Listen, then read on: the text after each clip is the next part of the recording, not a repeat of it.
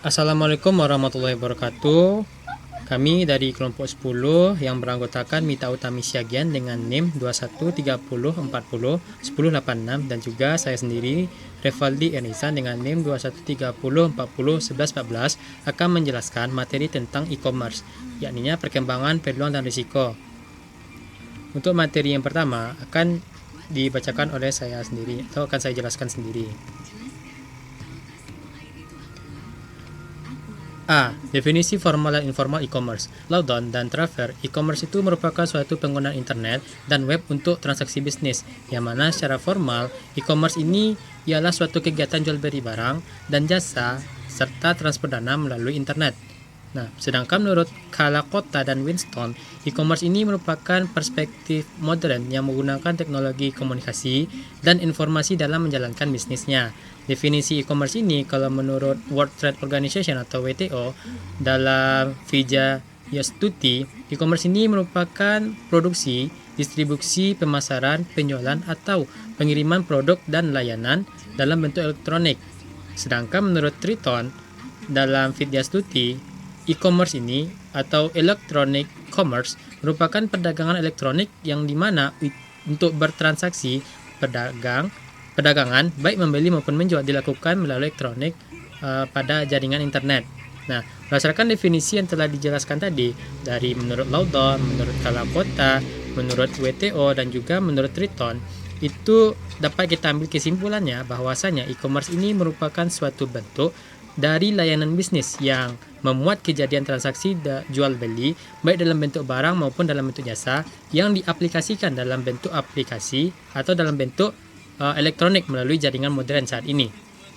Nah, tipe-tipe e-commerce untuk bagian keduanya, e-commerce ini dibedakan dalam beberapa tipe yang berdasarkan model hubungan pasarnya, siapa penjual ke siapa menjual ke siapa. Beberapa tipenya ialah yang pertama itu business to consumer atau B2C e-commerce, yang mana tipe ini merupakan tipe yang paling banyak didiskusikan dalam modul ini dan yang paling umum di area bisnis e-commerce, yaitu perdagangan online dari suatu entitas bisnis kepada konsumen individu. Nah, e-commerce ini meliputi penjualan produk, retail, travel, konten online, dan jasa lainnya.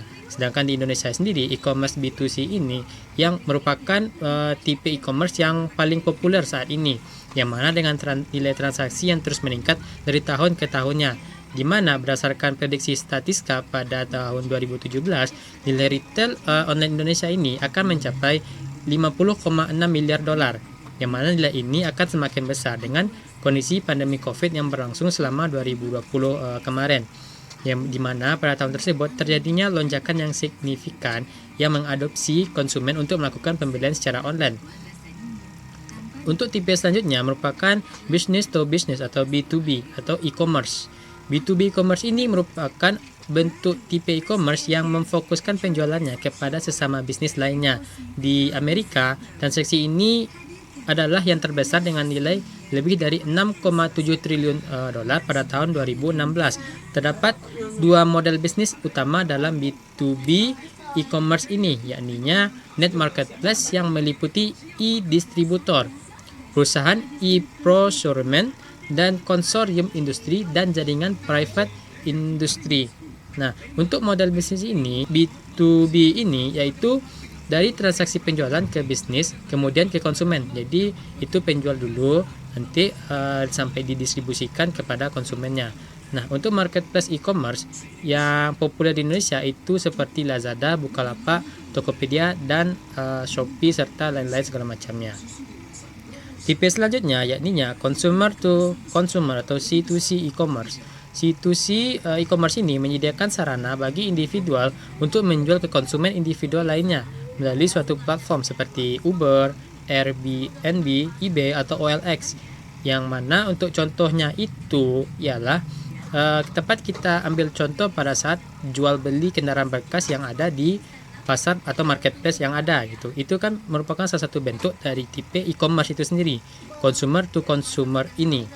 Nah, di dalam C2C ini, konsumen itu akan menyiapkan produk untuk dipasarkannya dengan cara memposting produk yang akan dilelang atau yang akan dijual, serta membuat katalog sesuai dengan standarnya, sesuai dengan mesin pencarian yang diperlukan gitu.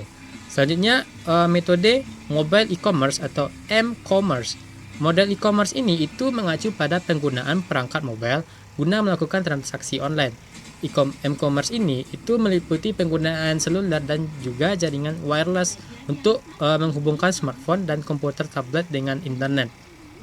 Nah, ketika terhubung, konsumen mobile ini dapat membeli produk dan jasa, melakukan reservasi travel, dan penggunaan beberapa layanan jasa keuangan lainnya. Seperti contohnya itu, pembayaran dengan GoPay, OVO, merupakan salah satu contoh dari e-commerce itu sendiri. Selanjutnya, untuk social e-commerce. Social e-commerce ini merupakan e-commerce yang memanfaatkan jaringan sosial media. Pertumbuhannya dari social e-commerce ini itu didorong oleh sejumlah faktor. Beberapa di antaranya yang populer ialah meningkatnya penggunaan social sign-on atau singing ke situs dengan menggunakan Facebook atau ID sosial media lainnya seperti Google salah satu contohnya. Tools kolaborasi belanja online, social search, dan munculnya marketplace di beberapa media sosial seperti Facebook dan IG atau Instagram. Selanjutnya, local e-commerce. Local e-commerce ini merupakan bentuk e-commerce yang fokus untuk menarik konsumennya pada area geografis tertentu. Jadi untuk e-commerce ini hanya ditujukan kepada konsumen tertentu saja gitu. Nah, local e-commerce ini itu merupakan perkembangan generasi ketiga dari mobile, sosial, dan local e-commerce. Nah, local e-commerce ini didorong karena adanya peningkatan kebutuhan layanan berbisnis lokal seperti Uber, Gojek, dan GoFood. Selanjutnya, model pendapatan e-commerce. Nah, terdapat beberapa jenis model pendapatan pada bisnis e-commerce ini, diantaranya yang pertama itu ada advertising revenue model, yang mana di sini perusahaan akan menyediakan konten, produk, dan jasa, juga menyediakan forum untuk pengiklanan dan mendapatkan fee dari iklan yang disampaikan. Yang kedua ada subscription revenue model. Suatu perusahaan yang menawarkan suatu konten atau jasa dapat menarik biaya langganan untuk mengakses jasa atau konten yang ditawarkan. Yang ketiga, premium strategi, yang mana pengembangan merupakan bentuk pengembangan dari subscription revenue model, yang dimana perusahaan akan memberikan gratis untuk suatu level layanan tertentu dan meminta biaya langganan untuk layanan yang lebih premium.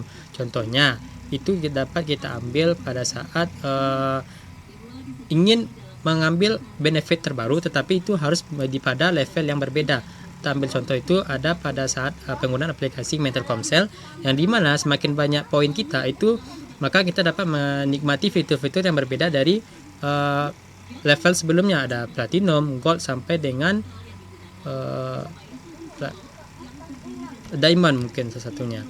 Selanjutnya, transaction fee revenue model. Perusahaan yang mendapatkan fee dari suatu transaksi yang dilakukannya, misalnya eBay, menerima nilai transaksi yang sangat kecil dari penjual jika penjual sukses untuk menjual suatu item produk. Yang kelima adalah sales revenue model, yakninya mendapatkan pendapatan dari hasil penjualan suatu produk, konten, atau jasa kepada konsumen. Contoh itu Amazon mendapatkan penghasilannya dari penjualan buku, dan profit dihitung dari selisih harga penjualan dan pembelian. Yang terakhir yakninya affiliate revenue model, perusahaan afiliasi yang mendapatkan penghasilan dari fee referensi atau persentase tertentu dari suatu penjualan produk. Selanjutnya, untuk materi kategori model bisnis dan e-commerce akan dilanjutkan oleh rekan saya. Kepada rekan saya, dipersilakan. Baiklah, selanjutnya D. Kategori model bisnis e-commerce.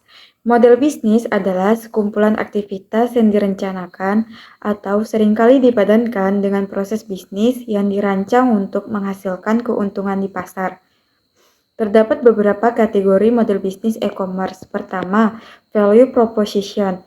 Proposisi nilai merupakan jantung dari suatu bisnis model yang menjelaskan dengan bagaimana perusahaan memenuhi kebutuhan konsumen melalui produk dan jasa yang ditawarkannya. Untuk mengembangkan suatu value proposition, maka harus memahami mengapa konsumen memilih untuk menjalankan bisnis dengan kita dan tidak dengan perusahaan lain, atau apakah nilai yang bisa ditawarkan oleh perusahaan kita dan tidak bisa ditawarkan oleh perusahaan lain. Kedua, revenue model. Model pendapatan perusahaan menggambarkan bagaimana perusahaan akan memperoleh pendapatan, menghasilkan laba, dan menghasilkan pengembalian modal yang diinvestasikan. Fungsi dari suatu organisasi bisnis adalah menghasilkan pendapatan dan profit yang lebih besar daripada alternatif investasi. Rekapitulasi konsep e-commerce. Electronic commerce merupakan konsep baru yang bisa digambarkan sebagai proses jual beli barang atau jasa pada World Wide Web Internet atau proses jual beli atau pertukaran produk, jasa, dan informasi melalui jaringan informasi termasuk internet. Seperti namanya, e-commerce mengacu pada berbagai kegiatan komersial secara online berfokus pada bursa komoditas dengan cara elektronik, internet pada khususnya oleh perusahaan, pabrik-pabrik, usaha industri, dan konsumen. ISO mendefinisikan e-commerce sebagai istilah umum yang digunakan untuk pertukaran informasi antara perusahaan dan pelanggan. Sementara Global Information mendefinisikan sebagai kegiatan ekonomi menggunakan komunikasi elektronik di mana orang dapat membeli produk, mengiklankan barang, dan penyelesaiannya. Ruang lingkup e-commerce meliputi ruang pasar internet yang terkadang disebut dengan e-hub, memberikan pasar digital tunggal yang didasarkan pada teknologi internet untuk banyak pembeli dan penjual yang berbeda. Selanjutnya F. Perkembangan e-commerce. Perkembangan e-commerce dapat dibagi menjadi beberapa fase menurut Loudon dan Traver. Pertama, fase persemaian pada tahun 1995 sampai 2000.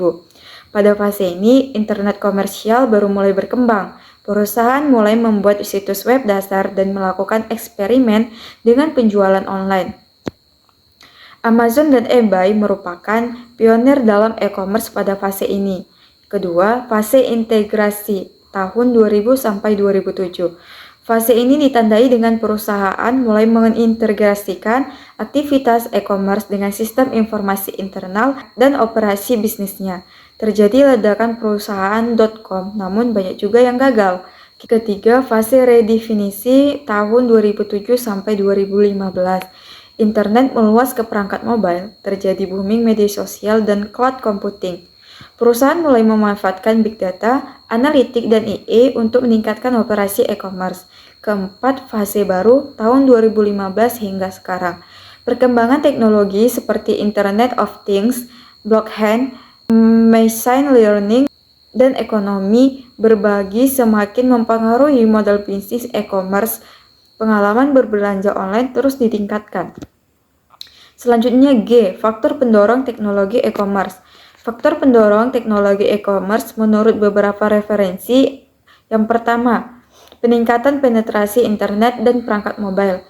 Menurut laporan Internet World Stats tahun 2022, pengguna internet global mencapai 5,3 miliar atau 63% dari populasi dunia.